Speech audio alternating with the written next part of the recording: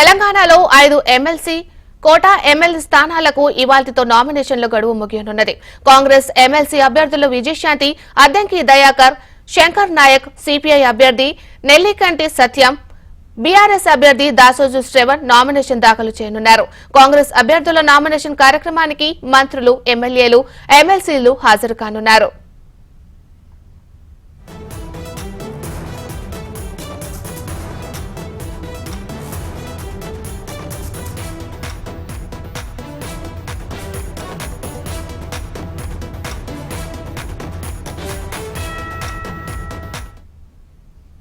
తెలంగాణలో 5 MLC quota MLC స్థానాలకు ఇవాల్టితో నామినేషన్ల గడువు ముగియనున్నది. కాంగ్రెస్ ఎమ్మెల్సీ అభ్యర్థులు విజయశాంతి, అద్దంకి దయాకర్, శంకర్ నాయక్, సిపిఐ అభ్యర్థి నెల్లికంటి సత్యం, బీఆర్ఎస్ అభ్యర్థి దాసోజు శ్రవణ్ నామినేషన్ దాఖలు చేయనున్నారు. కాంగ్రెస్ అభ్యర్థుల నామినేషన్ కార్యక్రమానికి మంత్రులు, ఎమ్మెల్యేలు, ఎమ్మెల్సీలు హాజరు కానున్నారు.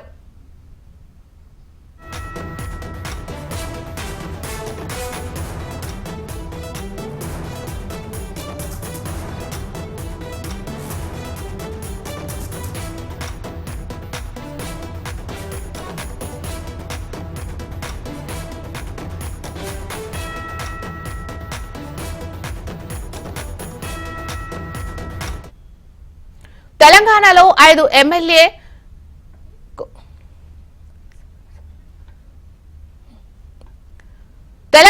5 ఎమ్మెల్యే కోట ఎమ్మెల్సీ స్థానాలకు ఇవాల్టితో నామినేషన్ల గడువు ముగియనుంది. కాంగ్రెస్ ఎమ్మెల్సీ అభ్యర్థులు విజయశాంతి, అద్దంకి దయాకర్, శంకర్ నాయక్, సిపిఐ అభ్యర్థి నెల్లికంటి సత్యం, బీఆర్ఎస్ అభ్యర్థి దాసోజు శ్రవణ్ నామినేషన్ దాఖలు చేయనున్నారు. మరి ఇదే అంశానికి సంబంధించి మరింత సమాచారాన్ని మా ప్రతినిధి ప్రేమ్ లైవ్ లో అందిస్తారు. ప్రేమ్.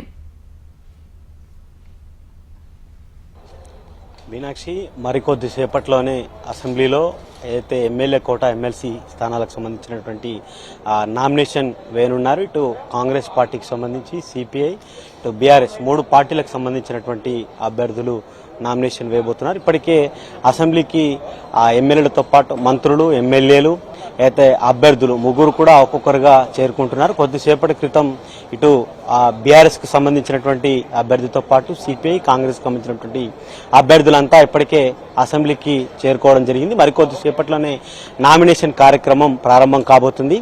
నామినేషన్ కార్యక్రమంలో ఇటు సీఎం ఏదైతే కాంగ్రెస్ పార్టీకి సంబంధించి ఇటు సిపిఐకి సంబంధించిన నామినేషన్ కార్యక్రమంలో సీఎం రేవంత్ రెడ్డితో పాటు టీపీసీసీ చీఫ్ మహేష్ కుమార్ గౌడ్, మంత్రులు పాల్గొనబోతున్నారు.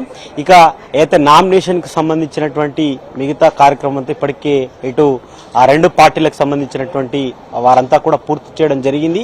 ఒక్కొక్కరు ఒక్కొక్క అభ్యర్థిని బలపరచడం కోసం 10 మంది అయితే మద్దతు తెలపాల్సినటువంటి అవసరం ఉంటుంది. దానికి సంబంధించినటువంటి ప్రక్రియ ఇప్పుడే 2 పార్టీ కార్యాలకు సంబంధించినటువంటి వారు పూర్తి చేశారు. ఇక బీఆర్ఎస్ కు సంబంధించినటువంటి ఏదైతే మద్దతు బలపరిచినటువంటి ఎమ్మెల్యేలంతా కూడా కొద్దిసేపటి క్రితం ఇటు బీఆర్ఎస్ ఎల్పీకి చేరుకోవడం జరిగింది. వారంతా ఈ సంతకాల ప్రక్రియతో పాటు మిగతా నామినేషన్ కి సంబంధించిన వాటన్నిటికి కూడా పూర్తి చేయడం జరిగింది. ఇక మరికొద్ది సేపట్లోనే నామినేషన్, ముఖ్యంగా ఈ అభ్యర్థులతో పాటుగా ఇటు ప్రధాన పార్టీలైనటువంటి బీజేపీ, బీఆర్ఎస్, కాంగ్రెస్, కమ్యూనిస్ట్ పార్టీలు 3 పార్టీలకు సంబంధించినటువంటి అభ్యర్థులను ప్రకటించినది. మిగతా ఎవరు కూడా ఇండిపెండెంట్ గా పోటీ చేసిన వారున్నా అయితే బలపరచాల్సినటువంటి అభ్యర్థుల సంఖ్య 10 మంది ఎమ్మెల్యేలు తెలపాలంటుంది. లేకపోతే వారు ఏదైతే స్క్రూటీలో వారు తప్పించడం జరుగుతుంది. కాబట్టి ఈ ఎన్నిక ఏకగ్రీవమయ్యే అవకాశం అయితే ఉంది.